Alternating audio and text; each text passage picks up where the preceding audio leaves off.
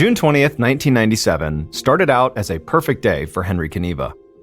The wiry, silver-mustached 76-year-old arrived at the Toyota dealership in Sarasota shortly after dawn. Getting to work early meant that he got first pick of the morning customers, which was how he liked it. By lunch, he'd already made 2 sales, and he was working on his third. And when that third customer signed for her car, Henry handed her the keys and felt that familiar rush of victory. He'd worked plenty of jobs throughout his life, but selling cars was the first thing that he truly loved, and he was really good at it. Henry had an effortless charm and a sort of unthreatening quality that made people trust him. He enjoyed talking to strangers, and he had no plans of slowing down or retiring. Growing up in the Great Depression had imprinted on him a set of unshakable values. He believed that you should work hard, save every dime you can, and treat every day like it's your last. And that mindset had served him well over the years. But life still had come with plenty of setbacks. 2 decades ago, his marriage had fallen apart, and so he'd upended his life and moved from California to Florida. Finding a new job there had been easy with Henry's sales experience, but he had not expected to find love again, too. He'd met his current girlfriend, Janet Scott, a little over 6 years earlier, when Janet had come into Henry's dealership looking to buy a car. She'd left with a car, and also with Henry's phone number.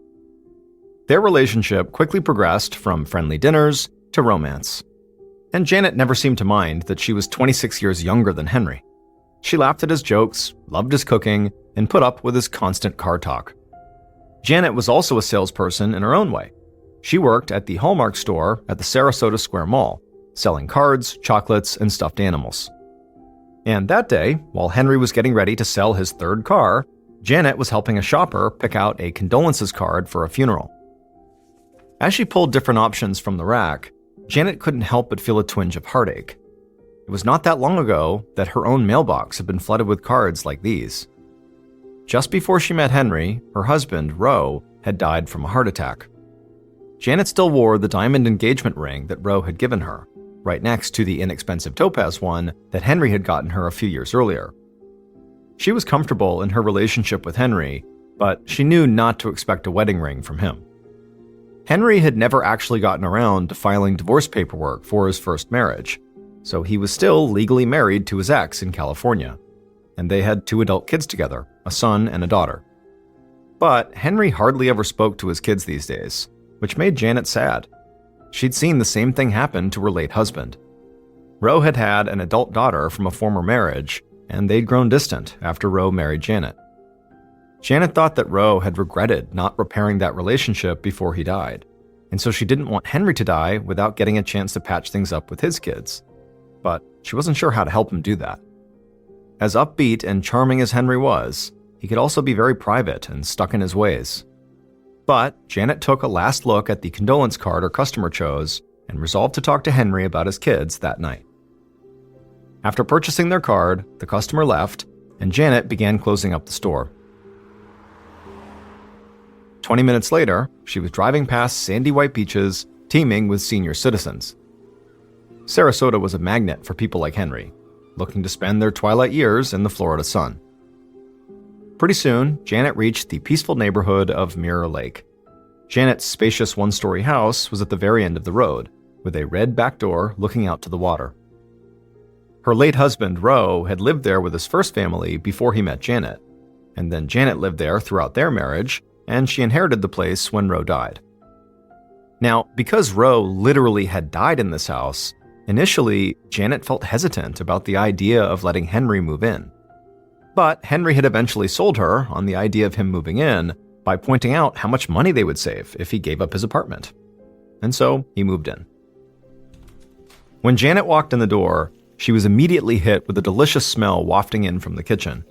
She smiled as she watched Henry move about the kitchen, dashing over for a kiss before hurrying back to the oven. Any discomfort that she might have felt about Henry living here in Roe's old house clearly was not shared. Henry had made himself right at home. After dinner, Janet cuddled on the couch with Henry and her dog Kissy while they watched some local news. And then, around 11 p.m., she remembered her plan to talk to Henry about his kids. But when she looked over at Henry, she could see he was already drifting off to sleep. So Janet switched off the TV and sent her fiancé to bed. The conversation could wait.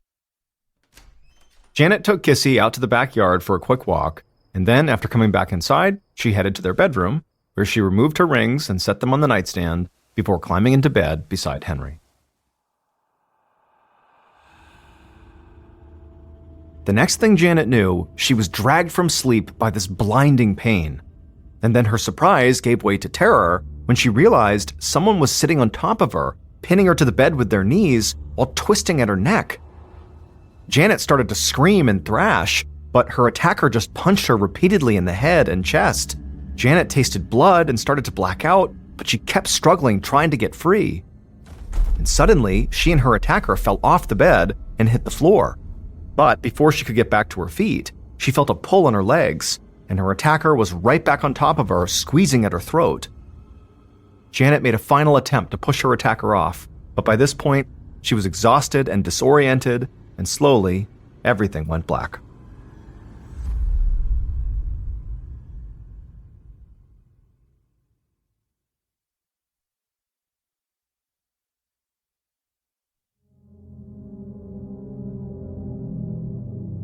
Sometime later, Janet woke up on her bedroom floor.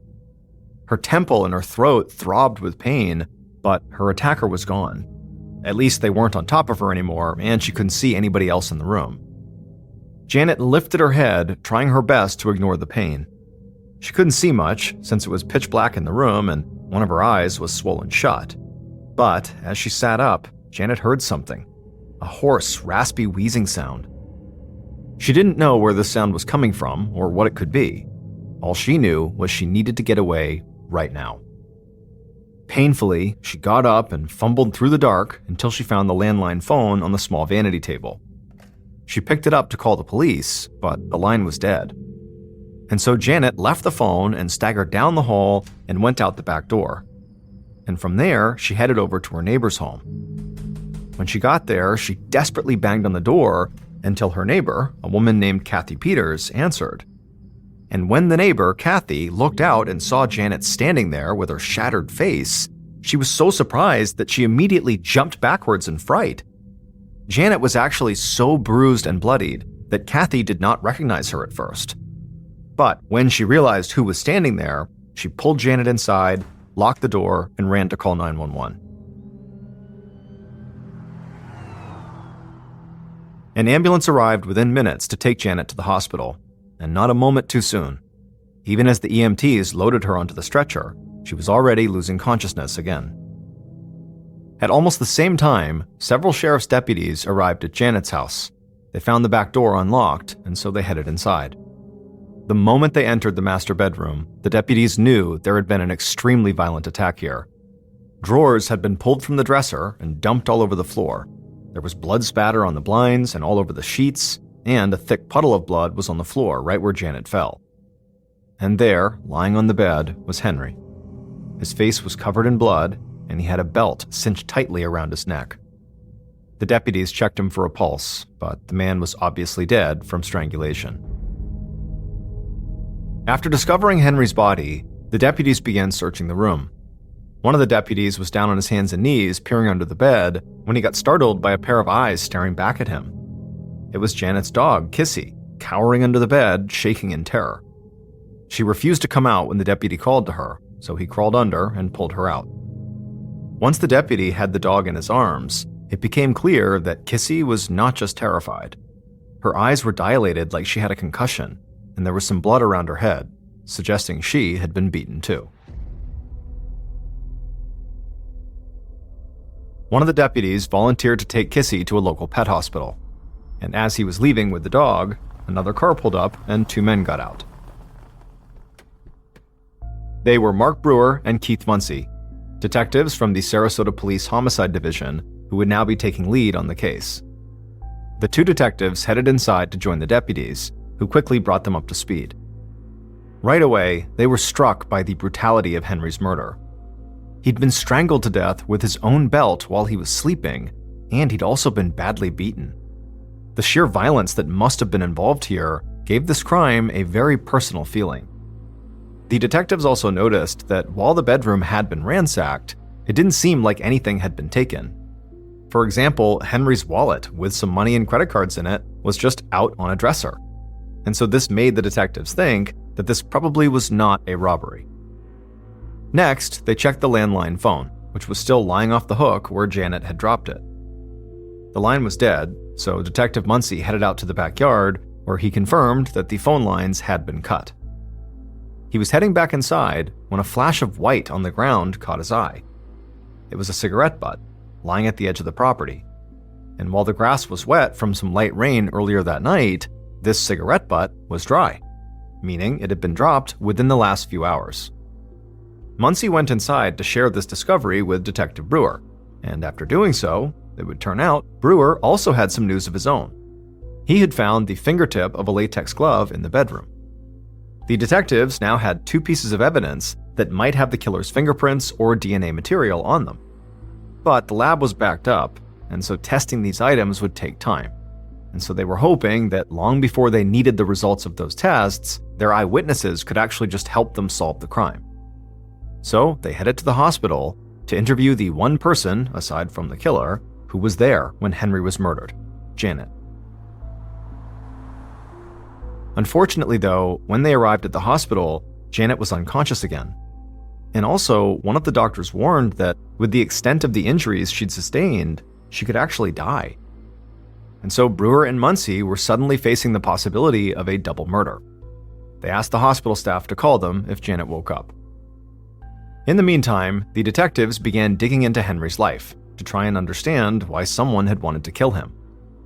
When they got access to his bank accounts, they were surprised by just how much money Henry had put away.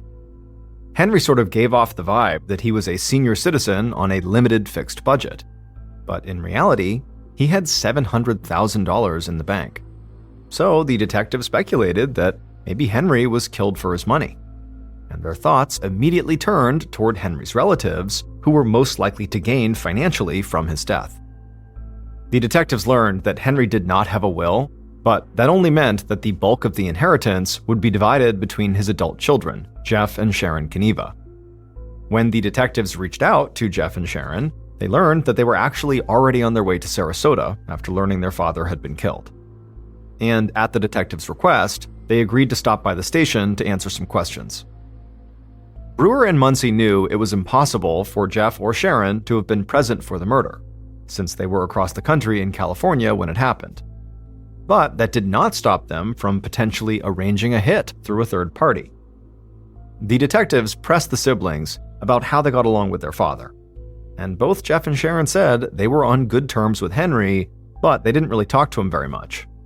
Not because they didn't want to. Jeff clearly idolized his father and had even followed in his father's footsteps to become a car salesman. But they said their father liked his privacy and didn't want many visitors. He seemed happy with the new life he'd built in Florida, so they tried to give him space and let him be. But then Jeff dropped some truly shocking information. A few months earlier, he had called his father at home, and a young man had answered. When Jeff asked who he was talking to, the man said he was Henry's son. Jeff was initially stunned and very confused because he believed he was Henry's only son. But eventually, the truth came out. Soon after Henry had separated from Jeff and Sharon's mother and moved to Florida, he was in a very brief relationship with a woman who gave birth to Henry's other son, David. But Henry never told anybody about David, and Henry himself didn't even meet him until David had grown up and tracked him down. But from what Jeff was able to gather, it seemed like Henry and his son David had seen a lot of each other in the months leading up to the murder. It stung more than Jeff liked to admit, both because Henry had kept David's existence a secret and because he'd been so unavailable to his other kids. Following the conversation with Jeff and his sister Sharon, detectives Brewer and Muncie got to work tracking David down. They learned that he was 20 years old and lived about 3 hours away in the Daytona Beach area. When they contacted him, he agreed to come down to Sarasota for questioning. And during his interview, he admitted that he knew Henry had a lot of money, but didn't know how much or if Henry had a will. David confirmed that he had been spending more time with Henry recently, and that some of the visits had taken place at the house in Mirror Lake, where the murder took place. Most recently, David said he and Henry had watched sports together on TV on Father's Day, which happened to be just 4 days before Henry was killed. All these details made the detectives suspicious of David. After all those years without seeing his father, David was suddenly spending lots of time with him? Was he trying to get Henry's money? Did he secretly nurse a deep grudge against Henry? Either way, David did know his way around Henry's home, and also David was a big man who'd be quite physically capable of strangling a sleeping 76-year-old. David's alibi for the night of the murder was also pretty weak. David told the detectives that he was with his girlfriend that night. And while she did confirm that was true, Brewer and Muncie knew she could just be lying for him. So, ultimately, the detectives pressured David to take a polygraph test. And the results came back inconclusive. Now, of course, polygraph tests are not 100% accurate. I mean, people can lie and they can fake their answers, and a positive result could actually be a negative and vice versa. But at a minimum, an inconclusive test meant that David remained very much a potential suspect.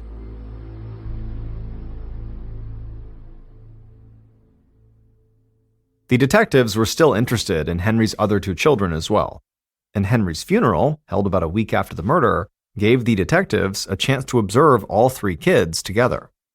And right away, Brewer and Muncie could see there was almost palpable tension between David, Jeff, and Sharon. And also, they could overhear very testy conversations between the siblings. At one point, David commented that he was looking forward to buying jet skis with his inheritance. This did not go over well with Jeff, who was already feeling very jealous about Henry spending his last Father's Day with David instead of him, and so he got angry and accused David of being involved in the murder. David walked away before the argument could go any further, and for the remainder of the funeral, the siblings basically avoided each other.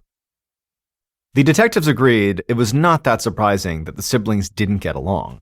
However, them not getting along did not necessarily mean they killed their father. But regardless, Brewer and Muncie decided to still keep an eye on all of Henry's children while they simultaneously dug into his other relationships.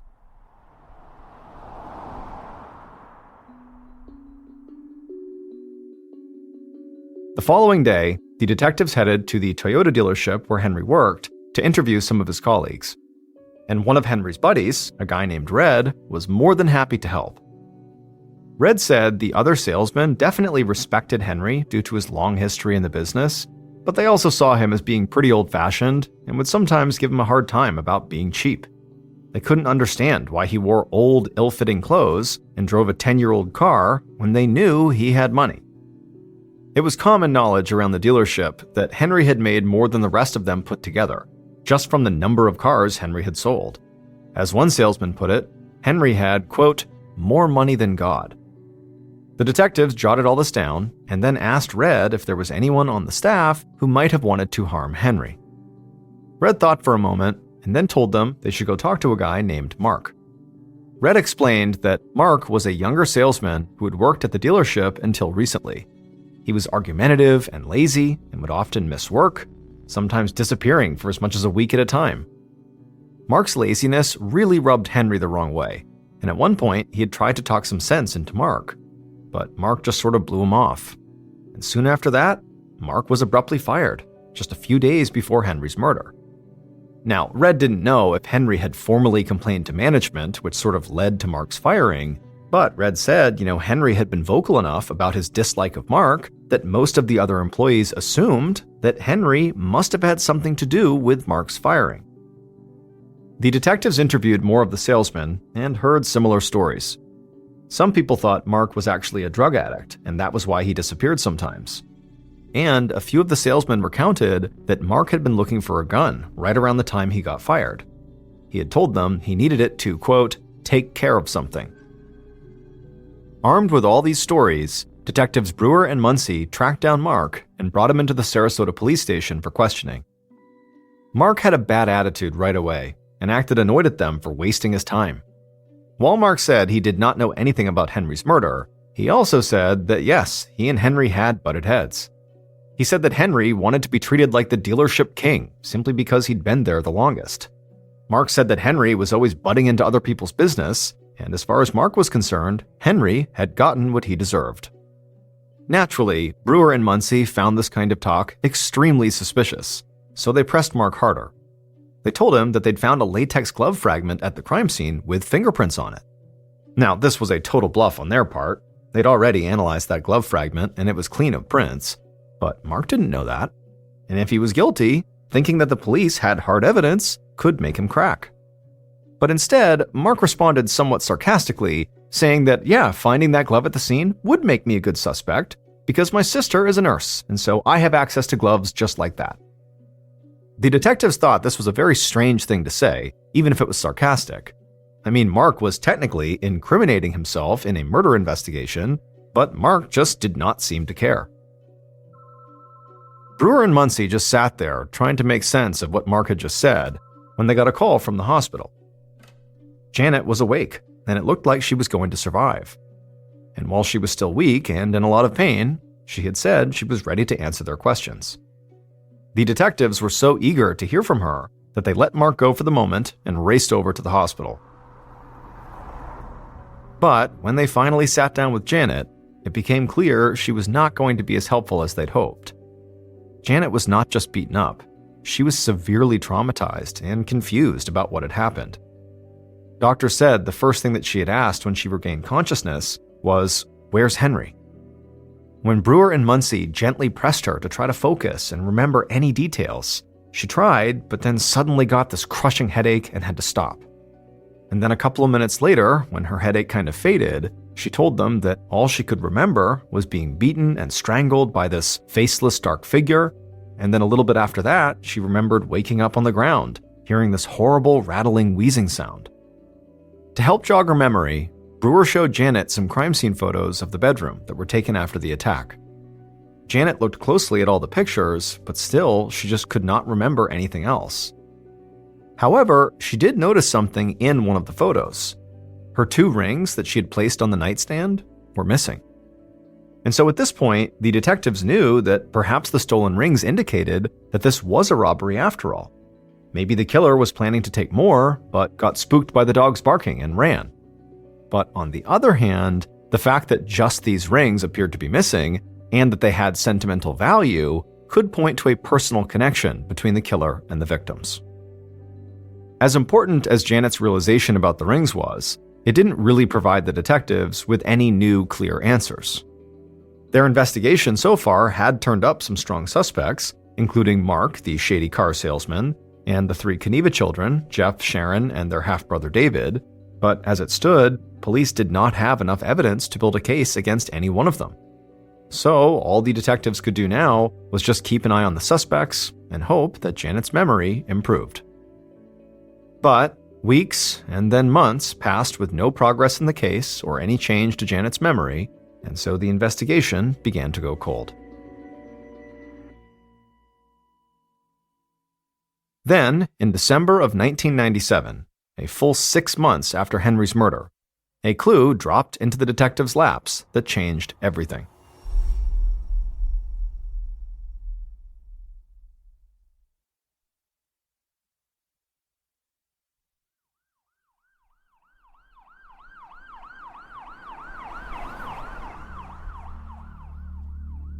In a seemingly unrelated case, Sarasota police deputies responded to a domestic violence call at another house on Mirror Lake, across the water from Janet's place. This was not the first time they'd had to break up a fight at this home. A few months earlier, 39-year-old John Whiteley had pinned his girlfriend, 40-year-old Leela Hodges, between the washing machine and the wall, trapping her there. Leela had forgiven him for that incident, but now he'd attacked her again. And as the police once again separated the couple, John got the impression that he was about to be placed under arrest. And so he shouted that Leela had better keep her mouth shut and not accuse him of anything, or else he would tell them about the rings. Then, as if to prove he wasn't bluffing, he shouted to the deputies, "Hey, you guys want to know something about a murder?" Now, at this point, after John had said all this stuff, the deputies were all thinking of the same thing: Henry's murder case. Now, they all knew that 2 rings had been taken from the crime scene, but that detail had never been made public, which meant this couple, specifically John, might actually know something about Henry's murder. As soon as Detective Brewer and Muncie got word about John and Leela, they were convinced the couple must have had something to do with Henry's murder. They just couldn't figure out how John and Leela were connected to him. So, out of desperation, they decided to go back and talk to Janet one last time. Unfortunately, Janet still could not remember anything more about the attack. So, Brewer and Muncie came up with an idea. They were going to try to hypnotize her. It was unorthodox, but at this point, they were willing to try anything, and Janet was on board. So, the next day, the detectives returned, now with a hypnotist, who put Janet into a trance. And then while she was in her trance, they asked her a series of questions, designed to draw out her repressed memories from the attack. And suddenly, it was like Janet could hear and see things from the night of the attack that she hadn't been able to before. Finally, when the hypnotist asked her to describe her attacker, Janet grew quiet. She still could not picture their face, but she did remember something else. Under hypnosis, Janet recalled waking up to find a large shadowy figure sitting on her thighs while violently grabbing her neck. Janet tried to fight, but it didn't do any good. Then, as the killer continued to throttle her, she became aware of another set of hands on her shoulders. A second person that she couldn't see was holding her to the ground. That meant there were 2 attackers in the bedroom that night, not just one. Janet's revelation stunned the detectives at first, but they quickly realized several of their suspects came in pairs. The first pair was Henry's first set of kids, Jeff and Sharon. They stood to benefit the most from Henry's death, as they knew they would inherit a portion of his small fortune. But that also applied to David, Jeff and Sharon's 20-year-old half-brother. David's girlfriend had provided him with an alibi. Now, the detectives wondered if maybe she'd help David commit the crime, thinking his inheritance would benefit her too, making David and her a pair. The third set of suspects was John and Leela, the couple from the domestic abuse call. While they didn't seem to have a motive, or even really a connection, they lived nearby and seemed to know information that was not shared with the public. The only suspect who did not come with a potential accomplice was Mark, the salesman who was fired days before the murder. While it was still possible that he had killed Henry over a grudge, or maybe as part of a robbery, the detective still had no idea who he would have worked with. That night, after leaving the hospital, Brewer and Muncie holed up in their office and read through the files for each set of suspects, searching for any detail they might have missed. And they were starting to lose steam when Muncie stumbled upon something that made him pause. It was a single word buried in one of the suspect's files. Muncie showed it to Brewer, who immediately jumped to his computer to pull up more details on that suspect. And as his screen filled with information, everything began to fall into place.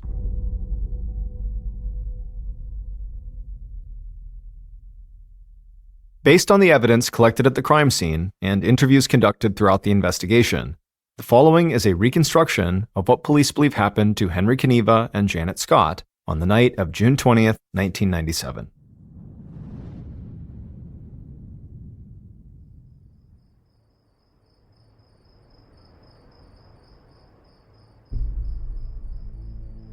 A little before 3 a.m., 2 figures crept along the bank of Mirror Lake. They were wearing black clothes and latex gloves, and the leader was smoking a cigarette. As they reached the edge of Janet's property, the leader put out the cigarette and dropped it into the wet grass. Then the pair hurried across the lawn to the house, where the leader used pliers to cut the phone line that was running along the exterior wall. They found the back door was unlocked, so they slipped inside. Once inside, the accomplice led the way to the master bedroom, where they found Henry and Janet fast asleep in bed. But the couple was not alone. Janet's dog, Kissy, was lying at her feet. When the killers entered, the dog jumped off the bed and began barking. The accomplice stepped forward and delivered a powerful kick that sent Kissy flying against the wall. She fell down and went limp. The killers quickly glanced back over at the bed, and they were relieved to see that Janet and Henry were still asleep. So they moved ahead with their plan. The leader found a pair of pants on the floor, pulled out the leather belt, and then climbed on top of Henry. As Henry began to stir, the leader struck him several times in the face and then wrapped the belt around his neck and began to pull it tight. At the same time, the accomplice jumped on top of Janet and straddled her and began to beat her. Janet woke up and screamed and began fighting as hard as she could to get free, and one of Janet's wild punches caught the accomplice in the nose, causing them to reel back in surprise. and as a result, the accomplice and Janet both tumbled out of the bed onto the floor. By this point, the leader had finished with Henry, so they climbed off the bed and rushed around to help the accomplice. Together, they grabbed Janet and pinned her down, and then the leader climbed on top of her. Then the leader struck her several more times and then wrapped their hands around her neck and squeezed. The leader felt Janet go limp, at which point they said, "That should do it," as they climbed off of her. The killers looked at their handiwork and turned to go. On their way out, though, the accomplice spotted Janet's rings sitting on the nightstand, and they recognized one of the rings in an instant, and the sight of it made them furious. So, the accomplice impulsively grabbed both rings and stuffed them into their pocket, then turned and dashed out of the room along with the leader. The killers had only been gone a few minutes when Janet regained consciousness, feeling excruciating pain across her body. She could hear the strange, horrible rattling hiss and didn't know what it could be. Even as she lay there, her mind was already struggling to bury the horrible trauma she had just experienced. That's why she didn't remember until her hypnosis session that she'd actually been attacked by 2 people, and that one of them was actually somebody that she knew.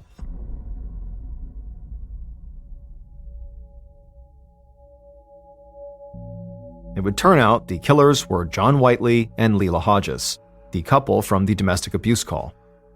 And just as Brewer and Muncie had suspected, these two did have a personal connection to the victims. However, the connection was not really to Henry, it was to Janet. When the detectives reviewed their case file, that single word that stuck out to them was Leila's maiden name. Leila had been married several times and had taken multiple last names, but she'd been born Leila Scott. She was no stranger to Janet. She was Janet Scott's stepdaughter. Leila was the daughter of Janet's late husband, Roe, from his first marriage. She grew up in the house on Mirror Lake where Janet and Henry lived together, and she hated them because she always thought that house should have gone to her when her dad died. Leila felt similarly about Janet's diamond ring. It was the same ring her father had given to his first wife, Leila's mother, which means, all along, the detectives were wrong about their most basic assumption. Henry was not the primary target of the attack. Janet was. And Leila's deep hatred of Janet explained the brutality of the attack. As a small older man, Henry didn't stand a chance, and Janet was lucky to be alive.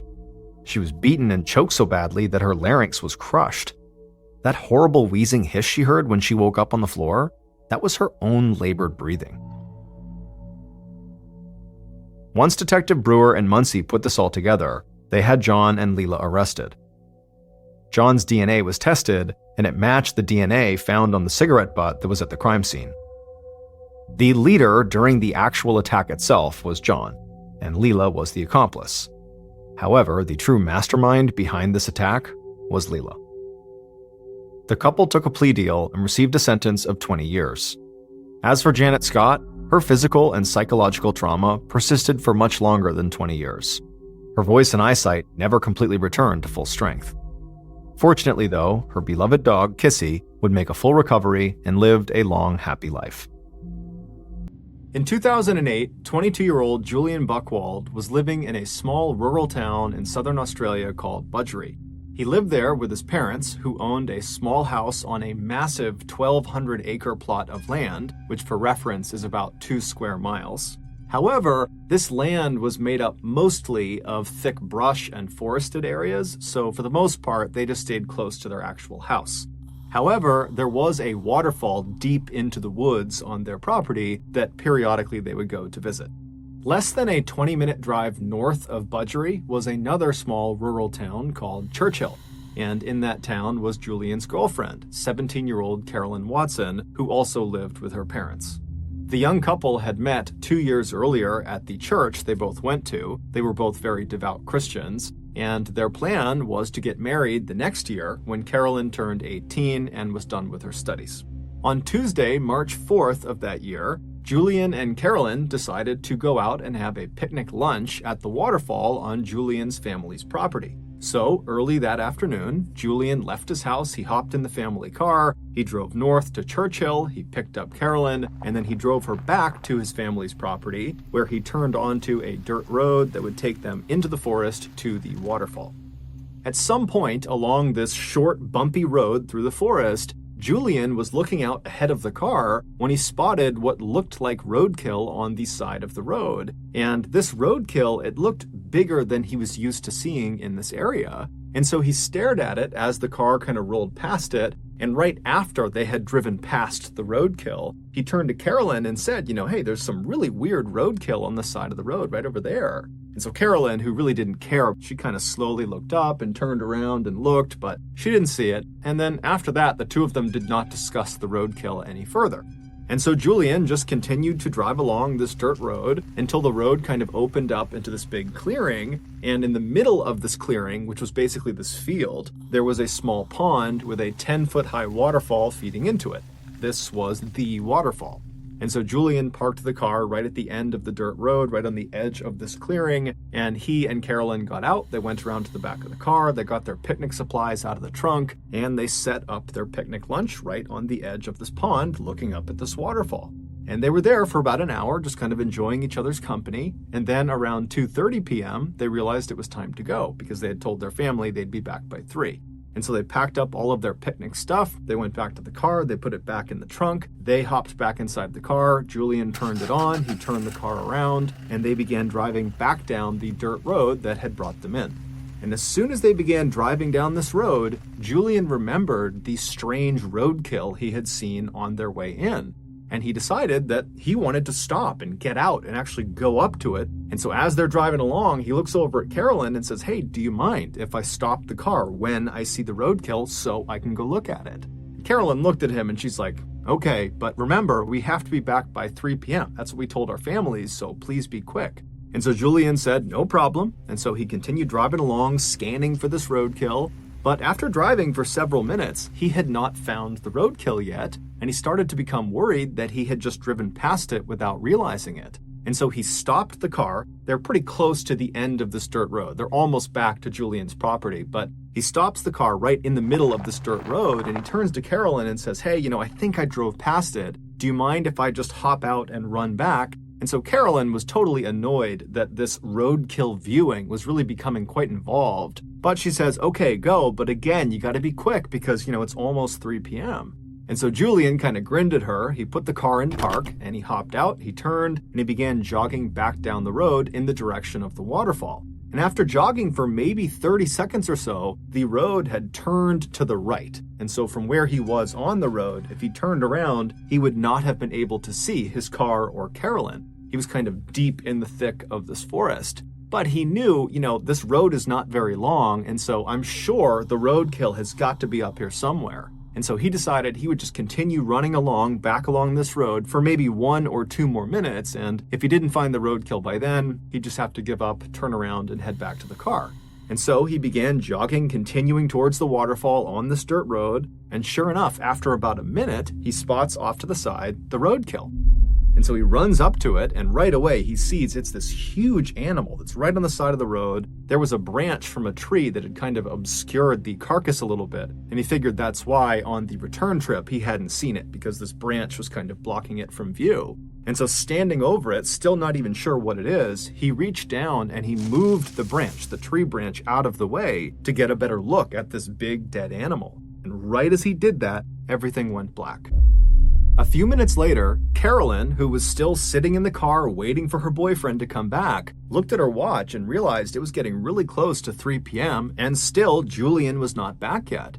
And so feeling kind of annoyed with him, she sat up in her seat and turned around and looked out the rear window of the car, expecting to see Julian come bounding down the road toward her. But when she looked out the back window, all she saw was this dirt road that kind of bent off to the right out of view and thick trees everywhere. Her boyfriend is nowhere to be seen. Annoyed, she turned back around and sat facing forward again, but began periodically looking in the side view mirror, expecting Julian to pop up at any moment.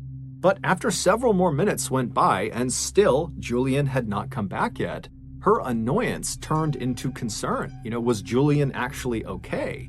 And so she decided, it's almost 3 p.m. now. We got to get back. I need to get out and actually go investigate and see what's going on with Julian and this roadkill. And so she opened her car door, she stepped outside, she stood up, she turned, and she looked down the road in the direction it turned to the right towards the waterfall, and she froze. Because there was something standing right in the middle of the road that her brain simply couldn't process. She wanted to turn and run. She wanted to scream for help, but she couldn't. She was just frozen with fear, staring at this thing in the middle of the road. And then seconds later, this thing that she saw in the road began moving toward her. Around 3:30 p.m. that day, Julian's mother, who was at the house, realized her son had still not come back from his picnic. And this was very unlike him. He was extremely punctual. And so she stepped out onto the front porch to wait for him.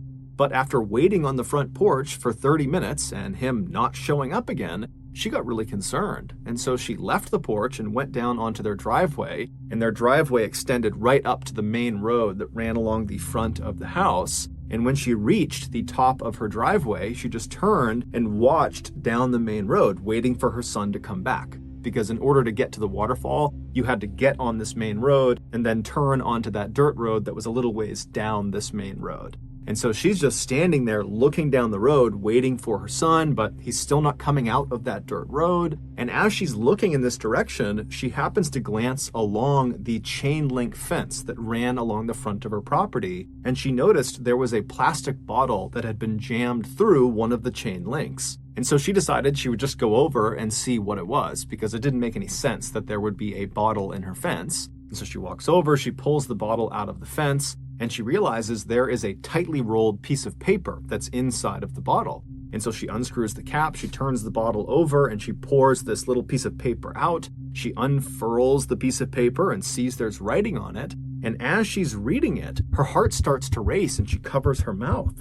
This note was clearly intended for her to read, or someone in the family to read that day, because it was about what happened to Julian and Carolyn that day. The note, which was covered in all these strange satanic symbols and was barely understandable because the grammar and spelling was so terrible, it generally communicated that Julian and Carolyn, who they called the boy and the girl, had been kidnapped. And so long as the family did not contact police, they, the boy and the girl, Julian and Carolyn, would be returned. It didn't really specify what they were going to do to them, and there was no ransom. It basically just said, you better not tell police or else. Well, Julian's mother was terrified. She had no idea what to do, and despite this threat of some sort of harm to her, to her children, to her family, if she went to police, she still called the police. And so the police, they came out to her property, they inspected the note, and right away, they noticed at the bottom of the note, it was signed with the initials ONA. And so those initials, combined with these strange satanic symbols all over it, led police to discover who ONA was. ONA was a cult. It was the Order of Nine Angles, and they are a self-professed satanic cult that operates primarily in Europe, but also has chapters in the United States, in Canada, in Russia, and also in Australia. This cult believes that Christians are the enemy of the world and they need to be destroyed in order to institute a militaristic New World Order they called the Imperium. And if that wasn't frightening enough, this cult openly advocates for, and apparently practices, human sacrifice. They have come out and said the people they kill in these sacrifices are people they consider lesser thans, basically the bad people of society. And if you are an ONA cult member, then who better to sacrifice than Julian and Carolyn, two devout Christians, and so two clear enemies of the ONA. Now, at first, when the police saw this note and kind of put this together, they're thinking, this has got to be a prank. I mean, Carolyn and Julian have only been gone for a couple of hours at this point, and all we have is this note in a bottle stuck into the fence. This does not seem like some huge conspiracy of a cult coming in here and snatching these kids to commit some human sacrifice. But when Carolyn's parents found out about this note and how they were still missing, they would tell the police, 10 days ago, we received a letter in the mail that had strange satanic symbols all over it, and it really didn't make any sense. It basically was threatening them not to go to police, but 10 days ago, they had no reason to go to police, and so they just didn't really understand why they received this message or who had sent it, and so they had just kind of dismissed it and not told anyone. But now, with these two notes looking nearly identical, it seemed fairly obvious that whether it was the ONA or some other person or group, whoever was behind the kidnapping of Julian and Carolyn had clearly been watching both of their properties prior to the attack, which meant this was likely a more sophisticated kidnapping than it seemed. So that evening, the police launched this huge air and land search all over Julian's family's property, but despite looking everywhere, they found no sign of the young couple. There was just nothing. And over the next few days, when still there was just no sign of Julian or Carolyn, and there was no more word coming in from ONA, there were no more bottles stuck in fences or stuck in mailboxes, the police began to prepare for the worst. Then something totally unexpected happened. On March 11th, so 7 days after Carolyn and Julian went missing, a farmer was driving along this winding back road up in the mountains right near Alpine National Park. Alpine National Park is this very rugged, mountainous place that's about 250 miles to the north of Budgery. And so as this guy is driving along this road, which is very heavily forested on either side, he sees up ahead this young man and young woman who are barely wearing any clothes come stumbling out of the forest and kind of plop down on the side of the road. And so concerned they're hurt or they're lost or something, the farmer rolled right up next to them and he rolled his window down and asked, hey, are you guys okay? And they got up and they kind of stumbled their way over to the car and they introduced themselves as Carolyn and Julian and they pleaded for his help. And so the farmer helped them into his car and he drove them to the hospital. It wasn't long before the police in Budgery learned that Carolyn and Julian had been found and they were alive. And so very quickly they rushed up to that hospital near the national park. And when they got there, they spoke to doctors who would say, Carolyn and Julian are very traumatized. They're horribly sunburned. They're covered in bug bites. They got cuts and bruises all over them, but they're okay. They're going to survive.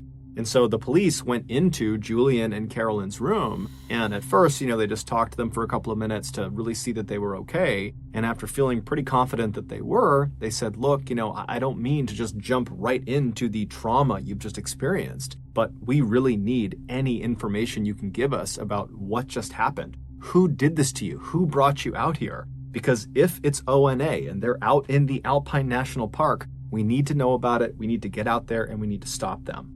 And so Julian and Carolyn would both independently sit down and tell the police what happened to them.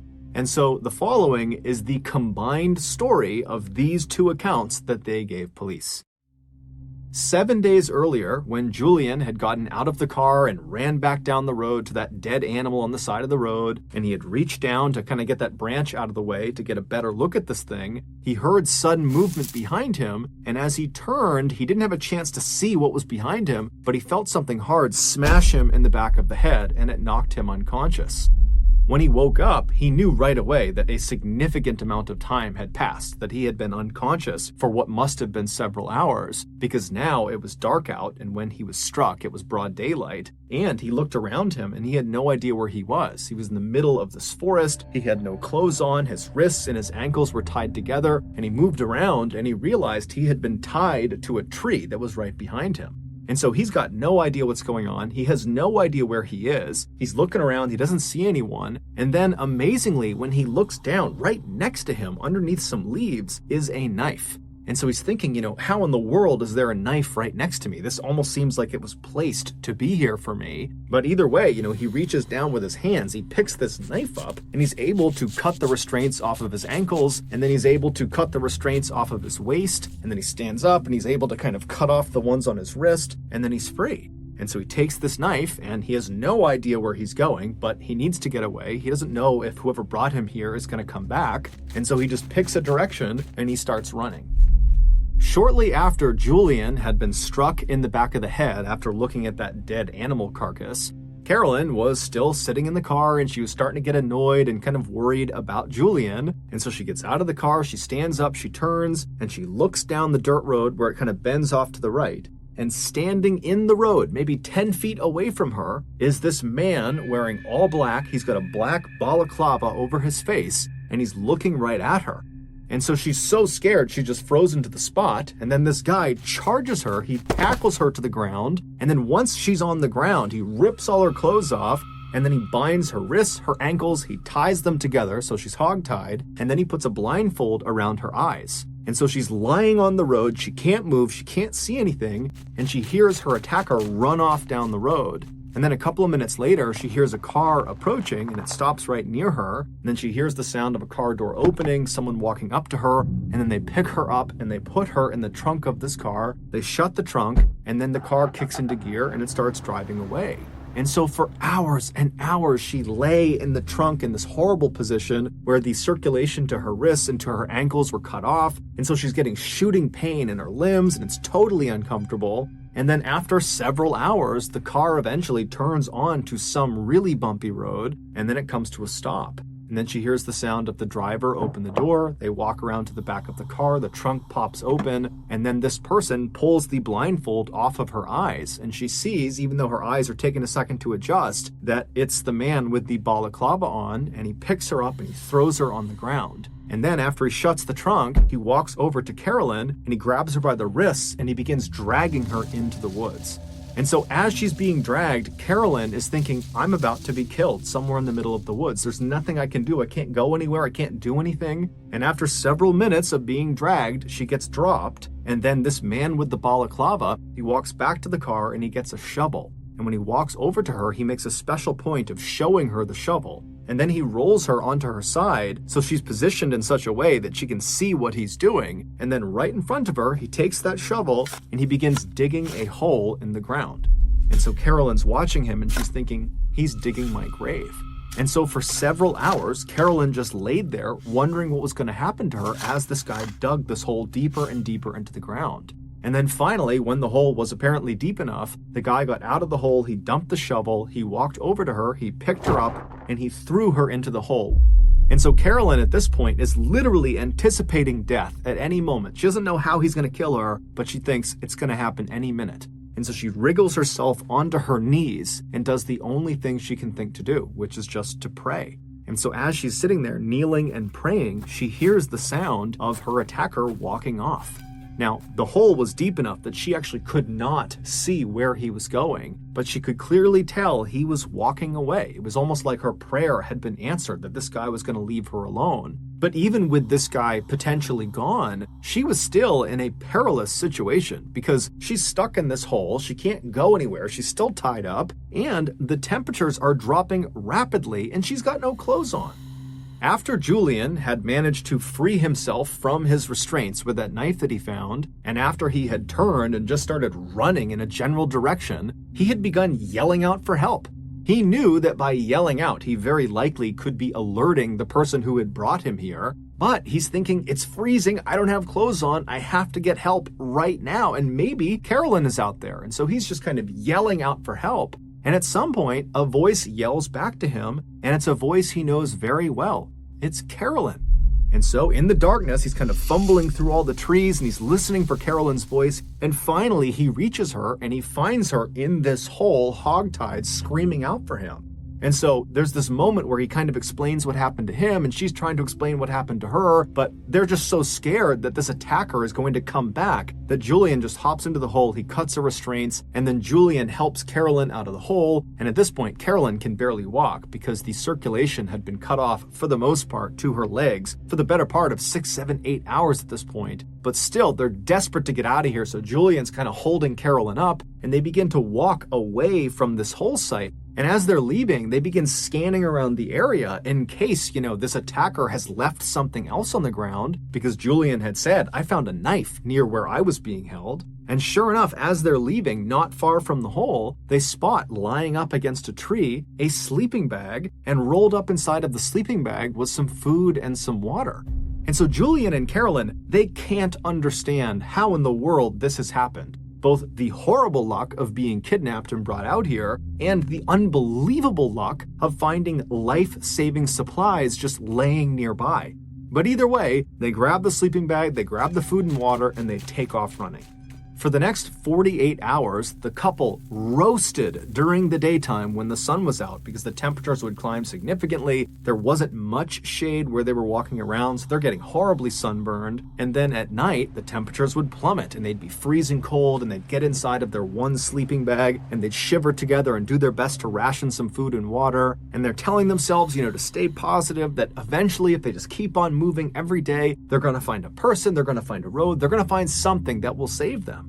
But to their horror, at the end of those first 48 hours, as they're stumbling through this mountainous, treacherous terrain, they found themselves stumbling back into the same area they had tried to run away from. There was the hole in the ground where Carolyn had been thrown inside of. They had accidentally, over the past 2 days, walked in a big circle. Now, luckily, when they arrived back at this site, there was no one there. The attacker was long gone. And it would turn out this accident likely saved their lives, because as they looked at this site, they saw propped up against a tree was a backpack. And so they ran over to the backpack, they opened it up, and there was food, water, some clothing, and a map of the area. Now, again, the couple is totally dumbfounded why they are just happening to find these life-saving supplies right when they need them. But at the same time, they're thinking, okay, well, if these supplies are sitting here, then certainly the person who has left them here, their attacker, they're going to be back soon. And so they just grabbed the backpack with everything inside of it and they took off running. And for the next 5 days, they used that map as best as they could, and they eventually stumbled their way through the terrain, roasting during the daytime and freezing at night. And eventually, they reached that road where they stumbled out, and the farmer driving along the back road, he spotted them, and he brought them to the hospital. After hearing this story, the police very quickly organized a massive search around the area of Alpine National Park where the farmer picked up Julian and Carolyn, because they're thinking, okay, it's got to be right around here that we'll find the man in the balaclava that might lead us to the ONA, or maybe he's not connected to the ONA, but whoever he is, we need to find this guy. And so the police, they go out, they do this huge search, they don't find the man with the balaclava, they don't find any sign of the ONA, but they do find that area where that hole had been dug that Carolyn had been thrown in. And when they searched that area, they found the shovel, they found some rope, and they found some duct tape. And when they brought that in to be examined, they couldn't believe what they discovered. All of those items belonged to Julian, which meant either the kidnapper had taken all of these supplies from Julian right before going out and perpetrating this kidnapping, or, much more likely, Julian had supplied these things to the kidnapper and so was involved in some way in this kidnapping. And so the police went to Julian and confronted him with this information and said, "You're not telling us everything because these are your items." And at first, Julian would completely deny any accusations that he had anything to do with this. But after some very serious police pressure was put on him, he cracked. The following is the real story of what happened. Back on March 4th, so the day that Julian and Carolyn went missing, Julian, after picking Carolyn up, they made it onto that dirt road that led into the forest towards the waterfall, and as they're driving along, Julian claimed to have seen some roadkill, some very strange roadkill on the side of the road. And so when Carolyn kind of turned around to look and didn't see it, Julian made it seem like, oh, well, we drove past it, that's why you didn't see it. But in reality, there was never any roadkill. That was completely made up. There was no roadkill. All Julian was doing was creating something that would allow him to then get out of the car at the end of their trip. And so they drive the rest of the way into the waterfall, they have their picnic, they turn around, they head back, and then again, Julian says, "Hey, Carolyn, do you mind if I, get out to look at the roadkill?" And so she says yes. And then he acts like, oh, we must have driven past it, so I need to get out and run back if I want to go see it. So Carolyn, she's not thinking it's totally strange. She says, okay. And so he hops out and he runs his way. He goes around that curve in the road out of sight. There's no roadkill. Instead, he makes his way to a tree where days earlier he had stashed his all black outfit, his black balaclava, and his knife, his shovel, his rope, his duct tape. It was all stashed in this spot that was going to be out of view of where Carolyn was. And so after getting all dressed up, he turned and began walking back towards Carolyn and his car. And when he turned the corner, he saw Carolyn was already standing outside of the car. And so he charged her, he tackled her to the ground, he ripped her clothes off, he hog-tied her, he threw her in his car, and then he got all of his supplies, he threw those in the car too, and he began driving away. And for 6 hours, he drove north all the way up to Alpine National Park. And then when he got there, he found a road that would kind of go off the trail a ways into the forest, at which point he opened the trunk, he pulled Carolyn out, he threw her on the ground, he dragged Carolyn into the woods, and then with her blindfold off, he made sure to show her the shovel, and he began digging that hole to give her the impression that he was going to kill her and bury her. He really wanted her to be totally terrified. And then after he had dug this hole, he dumped her into the hole.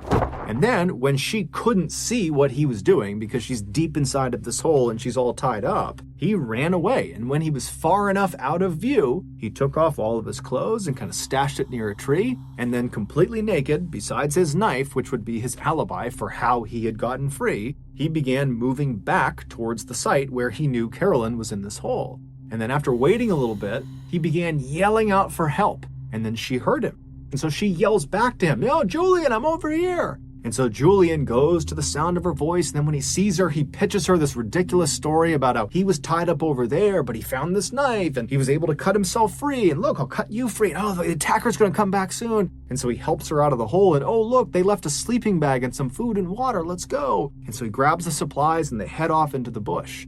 Now, the whole time, over the course of these 7 days, Julian knew exactly where he was. And so when they accidentally went in a circle and arrived back at the site where the hole was and then found that backpack that had more food and more water and some more supplies, that was intentional. That was not an accident. He had left the backpack there, and so that's why they had doubled back.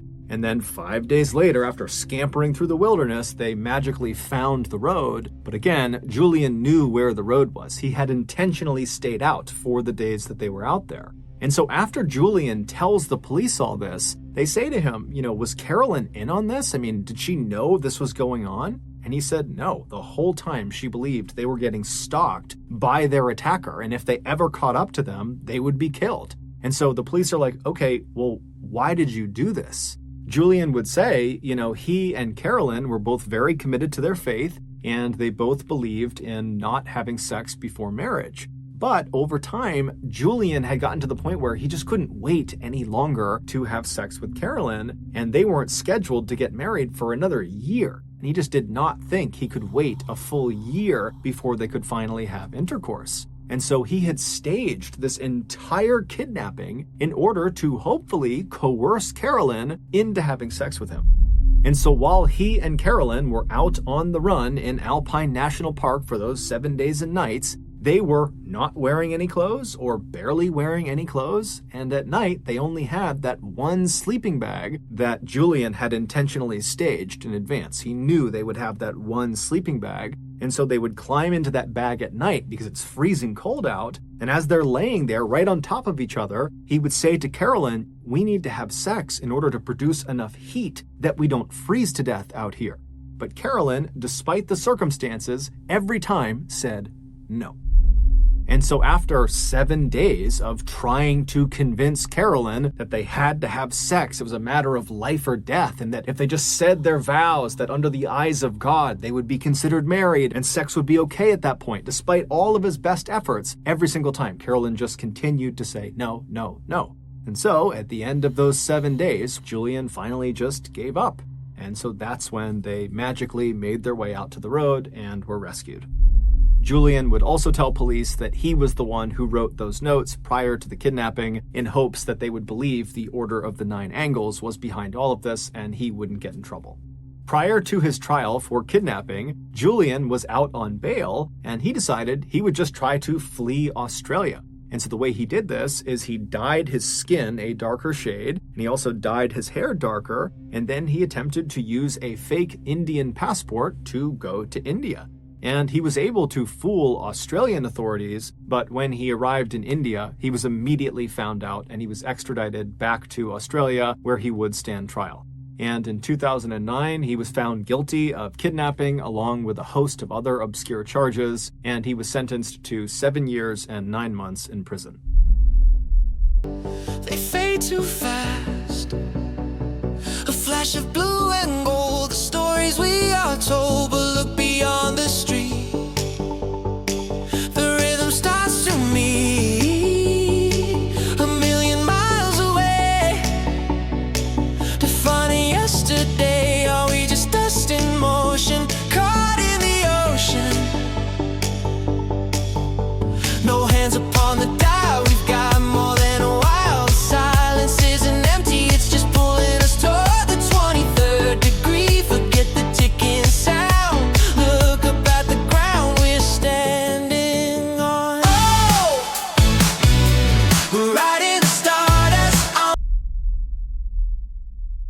Thank you for listening to the Mr. Ballin podcast. If you got something out of this episode and you haven't done this already, please invite the 5-star review button to come on over your house for a nice, fun, casual game night, and as soon as they step inside, immediately ambush them, handcuff them to the bed, and then have a priest perform an exorcism on them. Also, please subscribe to the Mr. Ballin podcast on Spotify, Apple Podcasts, Amazon, Google, and anywhere else you find your podcasts. This podcast airs every Monday and Thursday morning, but in the meantime, you can always watch one of the hundreds of stories I have posted on my YouTube channel, which is just called Mr. Ballin. If you want to get in touch with me,